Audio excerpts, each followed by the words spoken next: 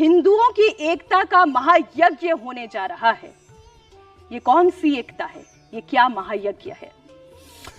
देखिए, हमारे यहाँ जो धर्म की परिभाषा की गई, धारणाति धर्म, यह ध धातु से बना है। एक सबसे बड़ी बात आप देखिए कि संस्कृत में जितने शब्द हैं सबके धातु भी होती है। धातु क्या है? उसका मूल तत्व। जैसे एक धातु है लोहा, लोहे से बहुत सारी चीजें बनती हैं।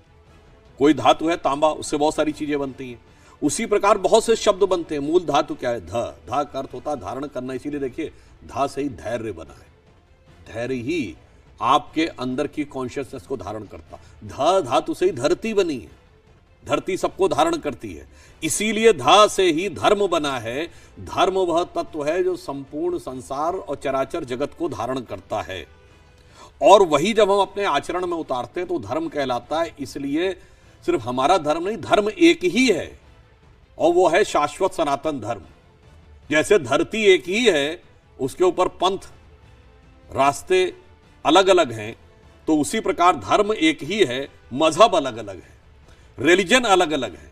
जैसे रास्तों की पहचान होती है, रास्तों का एक डेस्टिनेशन होता है, वैसे मजहब और रिलीजन की एक पहचान होती है, उसका एक डेस्टिनेशन होता है, उसकी एक आइडेंटिटी होती है, पर धर्म तो सबको धारण करता है। और जो माननीय प्रधानमंत्री जी ने कहा महाकुंभ के लिए, तो मैं सिर्फ एक बात बताना चाहता हूं आपसे। मैं पूछूं, दुनिया का सबसे बड़ा जो कार्यक्रम है, ऑर्गेनाइजेशन, वो कहां होता है?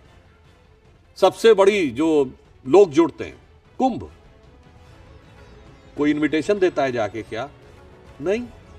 केवल एक पंचांग में आप देखते हैं कि फला तारीख को मकर संक्रांति, फला तारीख को मौनी अमावस्या, या फला तारीख को बसंत पंचमी, और करोड़ों लोग मौनी अमावस्या वाले दिन संभवतः 4 करोड़ के आसपास लोग आने का अनुमान है, 4 साढ़े 4 करोड़ लोग, और कुल मिला के यह उम्मीद है कि 30 से 35 या करोड़ लोग तक आ सकते हैं। मैं चुनौती से पूछता हूँ, दुनिया में कोई ये बताइए कार्यक्रम जहाँ पर कि बगैर इन्विटेशन के इतने लोग आ जाते हो। यहाँ पे हिंदू धर्म की एक विशेषता आपको बताऊँ, हमारे जितने पर्व हैं वो सेलेस्टियल क्लॉक से भी गवर्न है। आपको पता है कि कुंभ मेला जो प्रयाग में होने जा रहा है, उज्जैन में भी होता है, नासिक में, हरिद्वार में। कितने वर्षों में एक बार होता है?